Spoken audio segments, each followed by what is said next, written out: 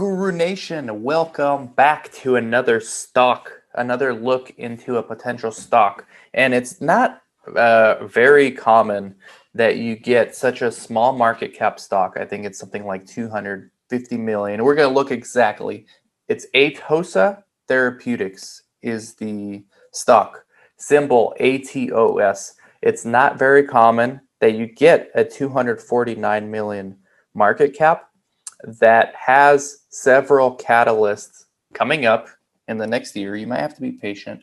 There's nothing that I see coming very soon necessarily, but we might have like an article or some top line results from the nasal spray for COVID coming out. I'm going to get into all that stuff, but it's not very often that we see a stock that really, and right now it's February 16th, 2021. I mean, if you look at the 1 year chart, a year ago, it went from $1.20, it went to $4.20 at its high, and now it's around $3.50. The entire biotech sector is on fire. So it's not often when you have something that really hasn't had a run up, like this thing hasn't tripled, quadrupled yet. And I think it has the potential in this year to double or triple. And on the downside, you have limited downside because you have two really good things going for it. You have the breast cancer neoadjuvant, which we're going to get into. And then you have actually two COVID applications. And you technically have two breast cancer applications too, because one's a topical and one's an oral pill for endoxifen. So let's look first at what's coming up. Some things about Atossa to keep in mind. There is no debt in this company. They raised $60 million via stock offerings, and they only have a burn rate of about $4 million a quarter. So it's enough funds for the next few years. And if you look at their pipeline, they're going to need a few years. I mean, think of this as like a highway, okay? You have these two, actually four candidates. You have AT301, ATH201. One is for mild symptoms at home use for COVID. The other is for seriously ill patients with COVID. And then for breast cancer, you have topical lotion, neoadjuvant, so pre-surgery. And then you have oral medication for endoxifen. So there are actually several in phase 2. There's the COVID nasal spray, which will be starting. The phase 1 ended, so the phase 2 is going to be starting sometime this year. So let's look at the letter from the CEO or from the president, Atossa Therapeutics. AT301 nasal spray. AT301 is a nasal spray being developed for at-home treatment with COVID-19. During 2020, they completed a successful in vitro followed by a phase 1 on healthy volunteers. We recently received written feedback from the FDA from a pre-IND meeting that is informing our clinical and regulatory strategy. We expect to release final data from this study in the first quarter of 2021 and then quickly start additional preclinical and clinical studies to support an IND with the FDA for the phase 2. So this is probably the first catalyst coming up is the data, the final data from this phase 1 study. So that's going to be another catalyst when they get the IND application. In addition to developing AT301 for COVID, recently diagnosed, we believe a significant opportunity exists for the nasal spray to potentially prevent COVID-19 in high-risk environments. So there's obviously a place for this. Then they have the ATH201 inhalation therapy for COVID.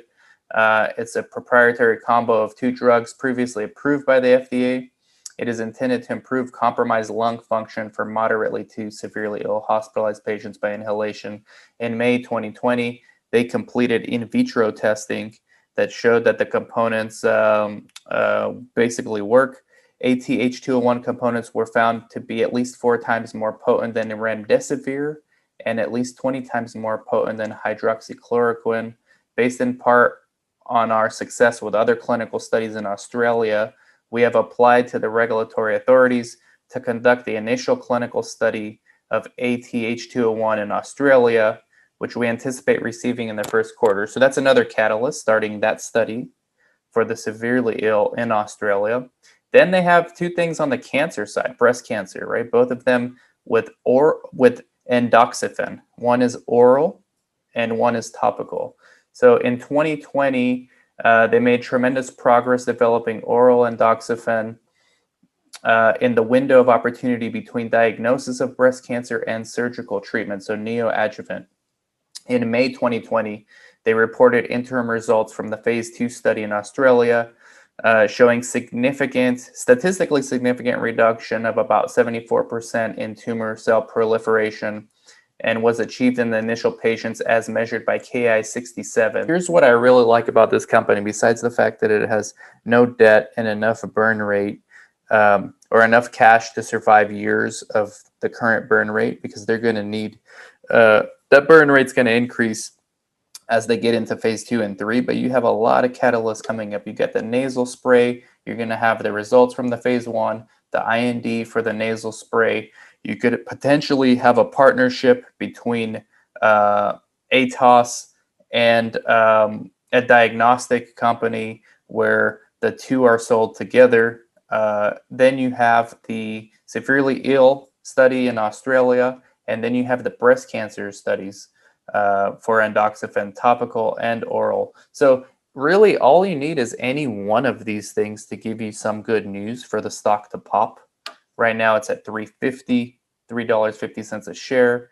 This week, let's see, let's go in the 5-day chart. The low was $3 and the high was $3.75.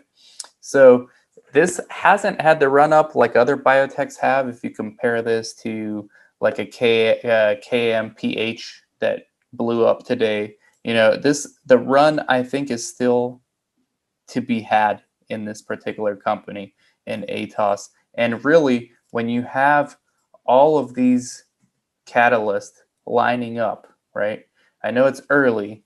The furthest along you are is the COVID nasal spray, but that's a big application. The severely ill COVID in the hospital, big application. And then the breast cancer stuff is huge opportunities, right? So any one of those four things, you just need good news from one of those four things. And you might get a situation where you have good news from 2, 3, maybe even all four of them.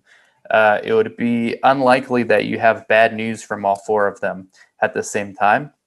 And the news is not going to come at the same time. So there's many exits to get off on this highway coming up if you want to limit your downside. The first exit would be phase 1 results. The second exit for the nasal spray. The second exit might be the severely ill ATH201 for COVID. And there's other exits coming with the results from the topical and the oral endoxifen. So there's many places to get off, or you can just ride it till the end, till approval, till NDA approval, or a merger and acquisition, or partnerships. I mean, those are always potentially a catalyst that we don't know about yet, especially the partnerships and things like that. So this is not financial advice, but I think I found something that is very rare when it comes to high potential upside with a fairly low risk, meaning it's a fairly diversified portfolio of offerings considering the market cap of 249 million and a relatively small penny stock. So not financial advice, just my opinion. Let me know what you guys think about this, and talk to you soon.